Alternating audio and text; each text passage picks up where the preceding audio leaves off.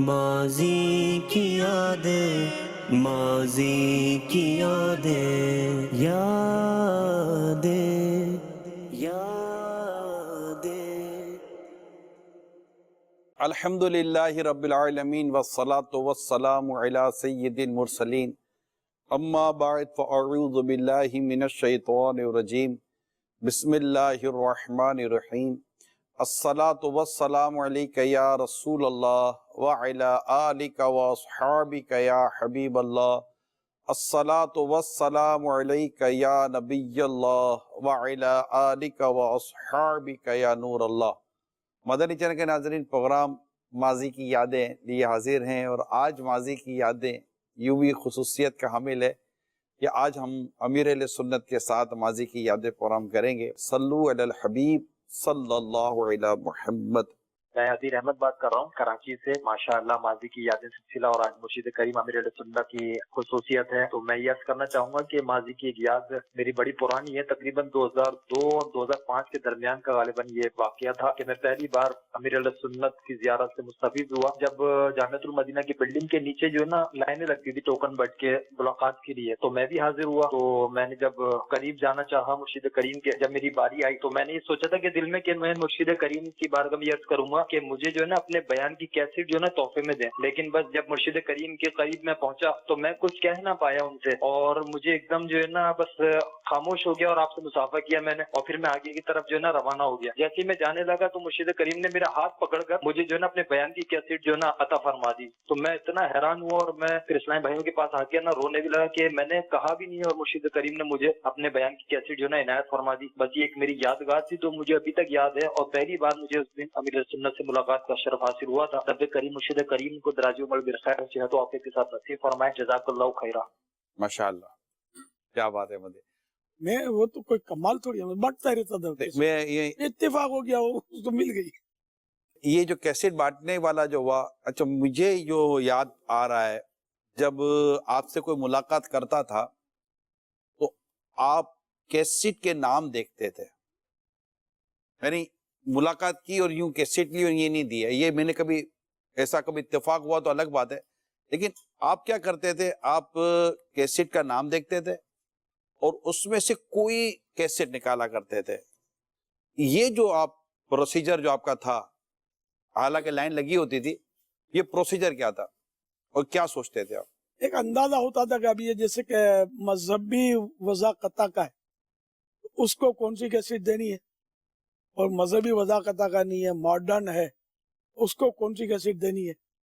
اس طرح میں سوچتا تھا کہ یہ تو ہے مطلب ترکیب کے ہیں، اور یہ بالکل ایک برانڈ نیو، تو یہ ذرا ترکیب میں ہے، تو ان کو اس طرح خوف خدا والی یا نمازی بے نمازی کی سزائیں یا اس طرح کی دیتا تھا کہ اگر یہ شاید بے نمازی ہے تو نمازی بن جائے، یوں میں دیتا تھا، سلیکشن نہیں ہوا؟ سلیکشن یوں کوشش کرتا۔ اچھا، یہ جو ہے نا کس کو کیسٹ دینا ہے، کسے رسالہ دینا ہے، جو رسالہ بھی کون سا دینا ہے، تو جو کہ بعض اوقات میں بھی حاضر ہوتا تھا یوں رسالہ بانٹنے کے لیے، تو مجھے یاد ہے ایک بار نابینا کو میں نے رسالہ دے دیا۔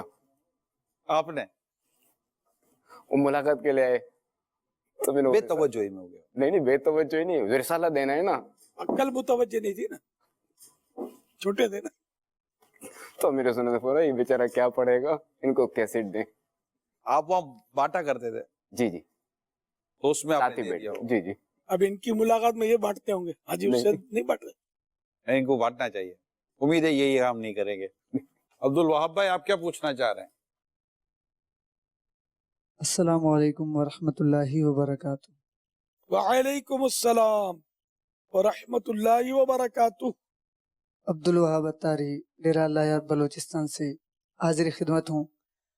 پیارے مرشد، کیا آپ کبھی بلوچستان تشریف فرما ہوئے یا اس طرف کوئی ماضی کا واقعہ تو ارشاد فرمائیں۔ جی، بلوچستان میں گیا تو ہوں چند بار، یہ بیلا سبی بھی گیا ہوں، بیان کیا ہے، بیلا میں بیان کیا ہے، ہب جی، ہے نا، اچھا، اور کوئٹہ میں چند بیان ہوئے ہیں۔ یعنی بلوچستان آنا جانا میرا ہوا ہے، اور بھی ہو سکتا ہے بھول گیا ہوں گا میں۔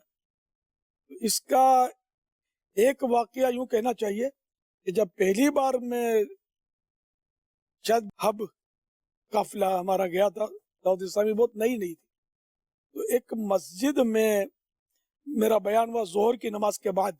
वहाँ गैदरिंग होती थी, लोग काम धंधा करते होंगे तो छुट्टी का टाइम होता होगा इनका, घंटा सवा घंटा मिलता होगा खाने का नमाज का, उसमें ये बयान था शायद। तो ये बाद में मुझे मतलब उस वाक्य से जो मैं कहना चाहता हूँ वो सब बाद में पता चला है। तो अब ये वो तो बयान हुआ, बात आई गई होगी।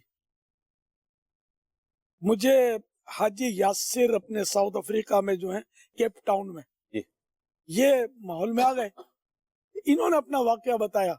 अब माहौल में पूरा आने से पहले ही शायद शुरू में ही बताया होगा। आपने, मैं उस बयान में था, ये उस वक्त काम करते होंगे हब में, उस शेव और जिस तरह का हम मॉडर्न इस्लामी भाई होते इस तरह ये थे। बोला आपने बयान किया और बयान में आपने 11 जुमेरात की नियत करवाई, क्योंकि वो हब जो है ना, ये समझो कि शुरू का एक बॉर्डर ही बलूचिस्तान शुरू कराची, हाँ बिल्कुल वो करीब है कराची, हब बॉर्डर हब। खैर, तो अब ये कि बोला कि मैंने, आपने बोला 11 जुमेरात की नियत करो, 11 हफ्ते तक आएंगे, तो बोला मैंने हाथ उठा दिया, मैं भी आऊंगा। तो जब मैं पहली बार आया, उस वक्त इज्तिमा होता था गुलजार हबीब में, तो पहली बार जब आया तो मैंने जब बयान सुना, यहाँ का माहौल देखा, तो फिर मेरा दिल जो था वो मुस्तकिल उठ गया कि अब तो यहाँ से जाना ही नहीं है, तो ये हो गया सब। तो यूं ये हाजी यासिर हब के हमारे मदनी काफिला जो भी, उस मदनी काफिला इस्तिला नहीं थी ना, कोई 3-3 दिन के शुरू हुए थे, कुछ भी नहीं। मैं जाता था, हम मिल के जाते थे और बयान होता था, और आमतौर पे मैं बयान करता था। तो वो मतलब हाजी यासिर तो आ गए, और इनका नाम यासिर नहीं था, ये बाद में इन्होंने मुझसे ये नाम रखवाया। नाम कुछ और था, वो भी नाम नाजायज नाम नहीं था, लेकिन पहले इस्लाम आमतौर पे मुझसे नाम बदलवाते थे, समझे, यूं भी बोलते थे मोहब्बत में मेरा नाम रख दो, तो रखता रहता था। तो अब खैर बचता हूँ, अब थक गया मैं इतने, अब तो हो गए ना। तो ये फिर इनके आने की बरकत से ये हुआ कि इन्होंने फिर अपने भाइयों पर इनफरादी कोशिश की होगी। तो इनके भाई हाजी ताहिर आजकल हैं जॉन्सबर्ग में, बड़ा काम किया हाजी ताहिर ने, जितना अल्लाह ने इनको तौफीक दी काम किया इन्होंने भी। हाजी यासिर ने बहुत काम किया। अच्छा, इनके भाई हाजी नासिर ये भी आए, इन्होंने भी अल्लाह ने तौफीक दी, काफी काम किया। हाजी शाहिद, यानी हाजी यासिर सबसे बड़े, इनसे बड़े थे हाजी माजिद, तो उनको वो भी तरकीब में आए। तब ये पांचों भाई जो थे ना, वो हाजी यासिर समेत ये तरकीब में आ गए हमारे। और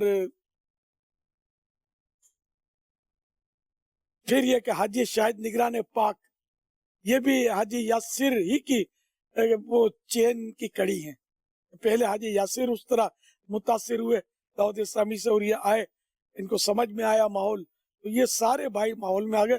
और आज हमको निगरान पाक हाजी शाहिद, ये उसी का मतलब हिस्सा है। तो यूं हमारे जाना, दौरे करना, मदनी काफिलों में सफर करना, कहीं जाकर बयानात करना, मुबल्लिगीन देखे कि कैसे कैसे हीरे होते हैं जो इधर उधर बिखरे हैं, खाली वो आपकी एक मुस्कुराहट की जरूरत है, उनको प्यार देंगे, मुस्कुराएंगे, 2 सुन्नतें बयान करेंगे तो पता नहीं कौन कौन खिंचा चला है। लोग प्यासे हैं, कोई पिलाने वाला चाहिए। वो ना कि जरा नम हो तो ये मिट्टी बड़ी जरखेज है साकी, तो मिट्टी नम है, बस वो थोड़ा छिड़काव करने की जरूरत है। आप कुछ फरमाना चाह रहे हैं? हाजी मुश्ताक रहमतुल्लाहि ताला अलैह अपने किसी इज्तिमा में आए थे, गुलजार हबीब में, ये नात पढ़ के जा रहे थे, तो उस वक्त भी हाजी यासिर ने इनफरादी कोशिश की थी और इन्हें बिठाया था, या वो राब्ता वगैरह करके और यूं फिर तरकीब बनी थी।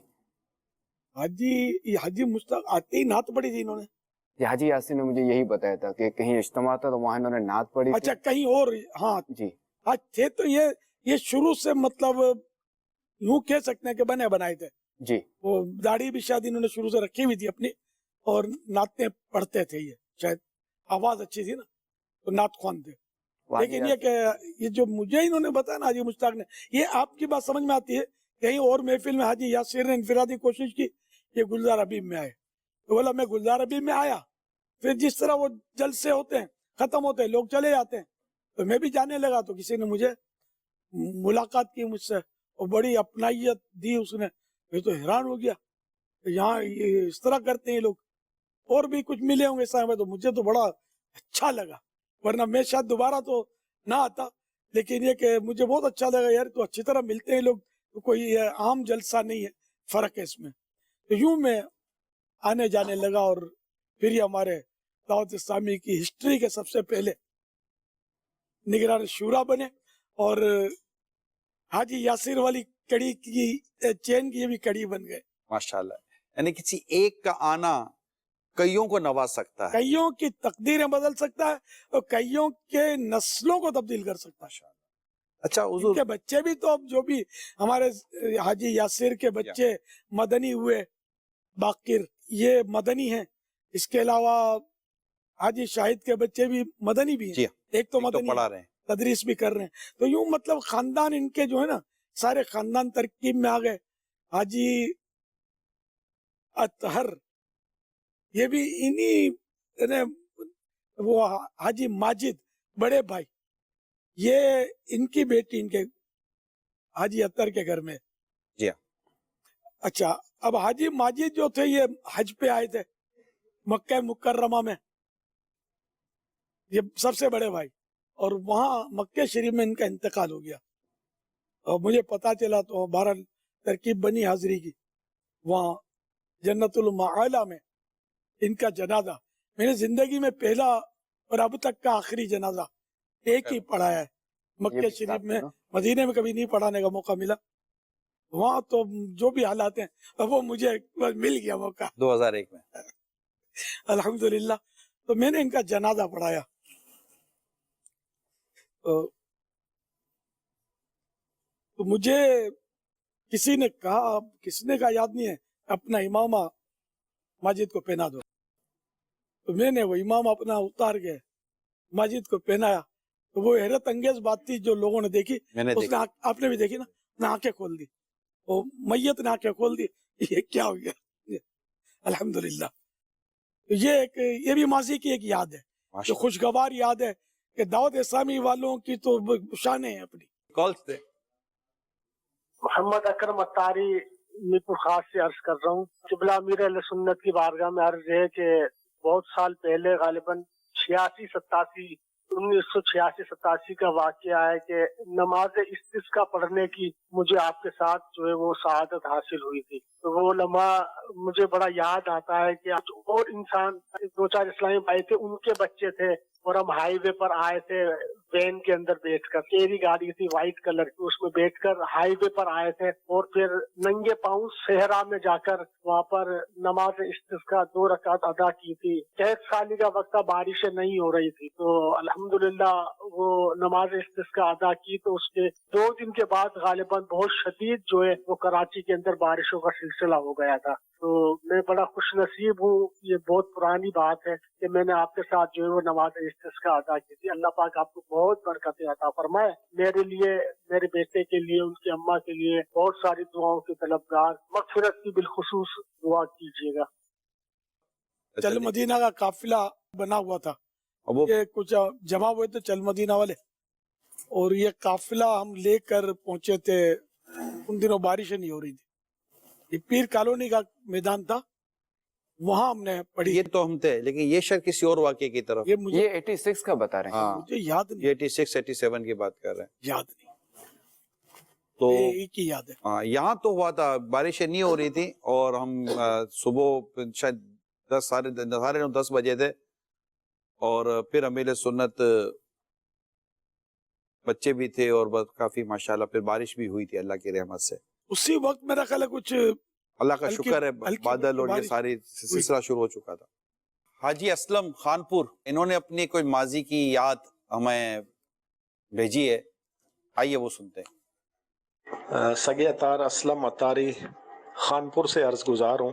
ماضی کی یادوں میں ایک مجھے یاد آ رہا تھا کہ سن 90 کے آس پاس شیخ طریقت امیر علیہ سنت دامت برکاتہم عالیہ کے ایک روزہ اجتماعات ہوئے کرتے تھے مختلف شہروں میں مختلف مقامات پر، تو ماشاءاللہ بڑے بڑے اجتماعات ہوتے تھے۔ جو خاص بات تھی جو میں عرض کرنا چاہ رہا ہوں وہ یہ تھی کہ امیر سنت جب تشریف لاتے جس شہر میں اجتماع ہوتا تو جہاں آپ کی رہائش ہوتی، یعنی آپ کے آرام کا جہاں پر بندوبست کیا جاتا، تو امیر سنت دامت برکاتہم عالیہ کو اکثر دیکھا گیا، چونکہ اس وقت فیضان مدینہ تو اتنے بڑے نہیں ہوا کرتے تھے، نہ کوئی ایسے انتظامات تھے، تو ظاہر ہے کسی کے گھر پر ہی انتظام کیا جاتا تھا۔ تو اس گھر میں داخل ہونے سے پہلے جو میں نے نوٹ کیا وہ یہ تھا کہ سب سے پہلے آپ بیت الخلا دیکھتے تھے، WC کا رخ کس طرف ہے، اور جو نل وغیرہ لگے ہوئے ہیں وہ لیک وغیرہ نہ ہو، ٹپک نہ رہے ہوں، تو اس چیز کا خاص طور پہ ایک یہ، اور دوسرا یہ تھا کہ آپ اپنے ساتھ ایک پلاسٹک کا، نرم پلاسٹک جو ہوتی ہے نا کاغذ والی، اس کا ایک رول رکھا کرتے تھے۔ تو چونکہ اس زمانے میں واش بیسن وغیرہ کا تو اتنا وہ رواج نہیں تھا، وہ جس کو کھرا وغیرہ کہا جاتا ہے، تو اس میں وہ نل لگے ہوتے ٹوٹیاں، تو اس سے وضو کیا جاتا تھا، اور چونکہ وہ تھوڑا اوپر ہوتے تھے تو پانی ٹپکتا تھا، چھینٹے پڑتے تھے۔ تو امیر سنت دامت برکاتہم عالیہ کے ساتھ جو اسلام بھائی ہوتے تو وہ پائپ جو تھا، وہ نرم پائپ جو ہے، اس کو وہ اس کی پیمائش کرتے نیچے فرش تک، اور اس کو کینچی سے کاٹ کر وہ نل پہ چڑھا دیتے تھے، اس کے ذریعے پانی گرتا تھا۔ تو اس قدر احتیاطیں اور اس قدر، یہ میں عرض کرنا چاہوں گا کہ کیسا ذہن بنا۔ آج ہم بھی یعنی بہت سارے لوگ سفر کرتے ہیں، سفر کی یقیناً تیاریاں بھی کرتے ہیں، تو کپڑے تو دیگر لوازمات تو اس قسم، مگر خاص طور پہ اس طرف ذہن نہیں جاتا کہ نمازوں کے اوقات، نمازوں کے معاملات، وضو کے معاملات اور دیگر اس قسم کے جو چیزیں ہیں اس کی احتیاط ہے۔ تو آپ کو خاص طور پر دیکھا گیا، شروع ہی سے، اوائل ہی سے دیکھا گیا کہ آپ اس قدر احتیاطیں فرماتے کہ استنجا خانے کا رخ، اور پھر جس کمرے میں آرام کرنا ہے اس کو سونا ہے تو اس کا رخ قبلے کی طرف، اور پھر وضو اگر کرنا ہوتا تو پھر وہ اس قدر کے چھینٹے نہ اڑیں، اور بالکل پائپ۔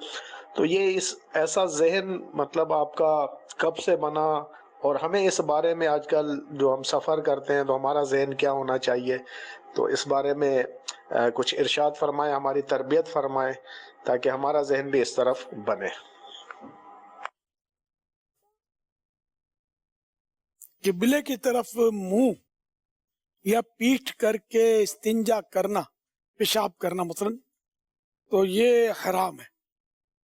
تو اس لیے میں دیکھتا تھا کہ رخ عام طور پہ لوگوں کو پتا ہوتا نہیں، اب بھی نہیں پتا ہوتا، اب بھی استنجا خانے کے رخ WC ہے یا کموڈ ہے، اس کا رخ جو ہے وہ جو بھی اس کی لوکیشن مکان کی ہے اسی حساب سے وہ رکھتے ہیں، قبلے کا خیال نہیں رکھتے۔ تو قبلے کی طرف نہ منہ ہونا چاہیے نہ پیٹھ ہونی چاہیے، بلکہ 45 درجے سے بھی باہر ہونا چاہیے قبلے کے منہ یا پیٹھ۔ تو اس طرح استقبال قبلہ مانے قبلے کی طرف منہ کرنا، استدبار قبلہ نے قبلے کی طرف پیٹھ کرنا، یہ دونوں حرام ہے۔ اور یہاں میں تھوڑے سے عرض کر دوں، یہ اچھے خاصے لوگوں میں جو اس کو سمجھتے ہیں ان کو یہ غلط فہمی بھی ہے کہ صرف چہرہ حرام ہے، پیٹھ حرام نہیں ہے۔ پیٹھ کرنا بھی حرام ہے، یہ احناف کے نزدیک یہ مسئلہ ہے، جی، حنفیوں کے نزدیک۔ تو یہ اس لیے میں چیک کرتا تھا کہ ورنہ چلو چھوٹا پیشاب کرنا ہو تو آدمی وہ ترچھا بھی بیٹھ کر گزارا کر لے، ورنہ بعد میں وہ پریشانی۔ تو پھر یہ کہ مکان جو دیکھنے اس ٹائم میرے لیے تیاری کرتے ہیں ان کے لیے بھی باقاعدہ میرے مدنی پھول ہوتے تھے جی، کہ یہ سب چیزیں دیکھنی ہے کہ بعد میں پریشانی نہ ہو۔ اب وضو کے لیے واقعی نل اونچے اونچے، تو وہ پلاسٹک کا رول آتا ہے پولیتھین کا جس میں اگربتیاں پیک کرتے ہیں، تو یہ شاید اسی کا یہ فرما رہے تھے کہ وہ میں کپڑا بھی باندھا جاتا ہے، کپڑے میں یوں پریشانی ہوتی تھی کہ وہ کپڑا پانی پی لیتا تھا، اب پانی ہو گیا اور میرے کو یوں ہوتا کہ اتنا پانی پی لے گا یہ ضائع ہو جائے گا، پہلے تھوڑا پیے گا پھر بچا ہوا میرے کو پیش کرے گا، ये प्लास्टिक अच्छा होता है कि ये पानी नहीं पीता, शरीफ है ये, तो पानी की बचत हो जाती है। तो यूं प्लास्टिक का रोल में अब ये जमीन तक कह रहे, हस्ब जरूरत, नहीं छींटे ना उड़े। छींटे ना उड़े, मतलब आसानी हो जाए ठीक। वुजू में। तो मेरा सबसे बड़ा टेंशन यूं कह लीजिए, कहीं जाऊं तो वो वुजू कैसे होगा, नमाज कैसे होगी।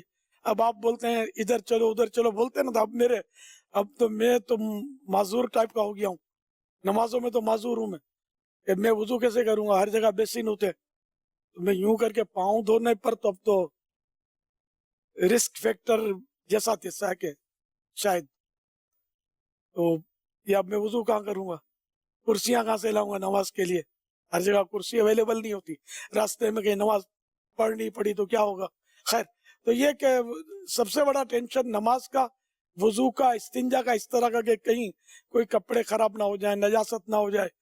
तो यूं तो अपना सामान रखते हैं, हज पर भी जाते हैं तो अल्हम्दुलिल्लाह अपनी जरूरत के जी हाँ। चीजें साथ होती हैं, वुजू का लोटा, ये मतलब बहुत साथ रखा है मैंने अपने सफर में, वुजू का लोटा, दूसरी चीजें, सवाल करने से बचने का जहन काफी होता था। तो माशाअल्लाह। आमतौर पे पंजाब में ये नोट किया था कि चावल उबालते और नमक नहीं डालते, अब भी हो सकता है यही होगा, है ना।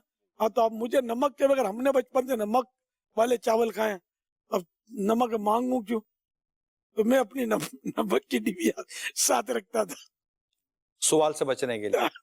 कि इसमें जरूरत छिड़क लूंगा, मैं मांगूंगा नहीं लोगों से, और नहीं हो फिर नई डिब्बी आगे पीछे हो गई तो फिर फीके खाने पड़ते थे, दिल नहीं करता था मांगने का।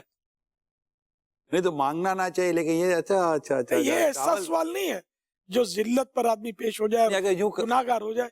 यूं कर दिया जाए, मिसाल देते हैं कि जैसे कि नमक तो मांगना नहीं, कहता नमक दीजिएगा, अच्छा आपके यहाँ फीके चावल, बगैर नमक के चावल बनते हैं, अगर यूं कहे आदमी तो अगले को समझ आ जाए कि मेरे चावल में नमक नहीं है, तो ये इसकी गुंजाइश निकल आएगी, झटका लगेगा, मजा आना है इसको।